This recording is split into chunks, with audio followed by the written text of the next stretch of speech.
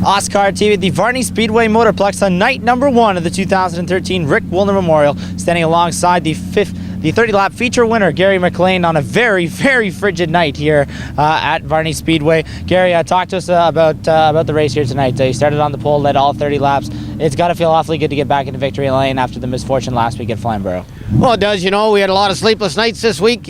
You know, the guys put in an absolute ton of work this week. Greg was busy with Canadian Tire cars, so he was there Monday, couldn't be there again till on Friday. It was kind of, boy, it was stressful, I'll tell you that. Put a lot of work into it. You know, obviously the guys do a pretty good job when they put it back together. I mean, as we said, it's cold here tonight at Varney. Talk to us a little bit about how that affected the performance of the race car, because it was a relatively warm afternoon in the 19-degree range or so, but dropping right down to about 5 degrees here this evening. How much did that affect the race car? Well, realistically, it's not unusual up here at this time of year. You know, this being our home track, it's not surprising. It's a McLean 1-2-3 finish. You know, Brian getting second and Brendan on third. You know, between Brian and I don't know of anybody that has more laps around this racetrack ever around here, because we've just been here for a long, long time. So it's not unexpected. We kind of knew what we were going to expect to see with the hot slick.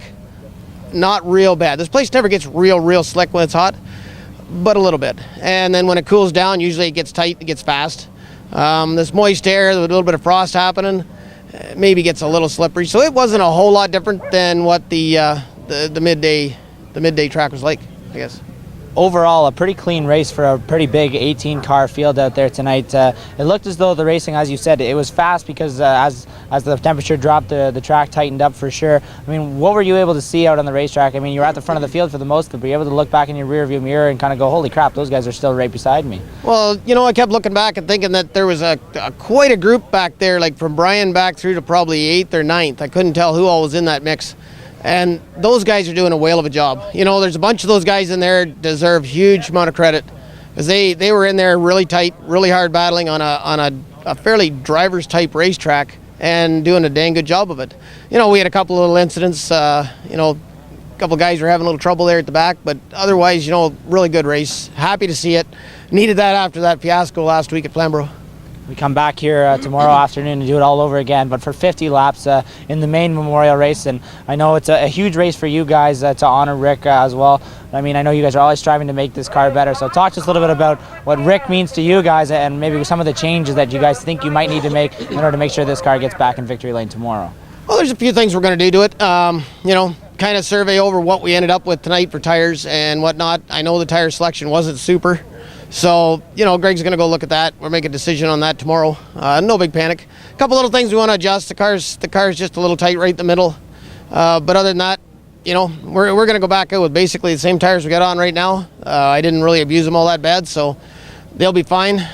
We'll go out there and try to do Rick proud. I mean, it's obviously a great honor for you guys to be able to compete there and have the car still that Rick drove in his last race in 1999. So, I mean, in order to get that car back out, I'm sure you'd love to thank the crew once more. Oh, man, do I ever. Dad was pushing hard. We weren't even hardly home from Flamborough, and he said, well, let's get this thing over to the shop, get it up, get it stripped, see what we got. And, then my guys at Revolution Race Products, Tim there, he was down and helped us actually fix the car. Really did a good job in trying to track down parts and pieces. We needed a lot of them. There was a lot of busted up stuff.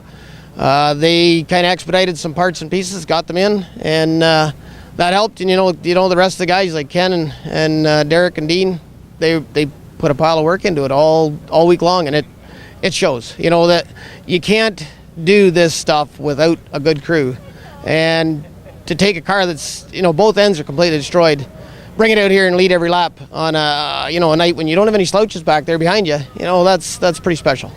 Well, a great win for you guys. Go enjoy the fruits of your labor, and by fruits of your labor I mean the corn roast that you guys are putting on back there. Go warm up, but enjoy the victory, Gary. Yep, will do, and hopefully tomorrow night goes every bit as good as tonight did.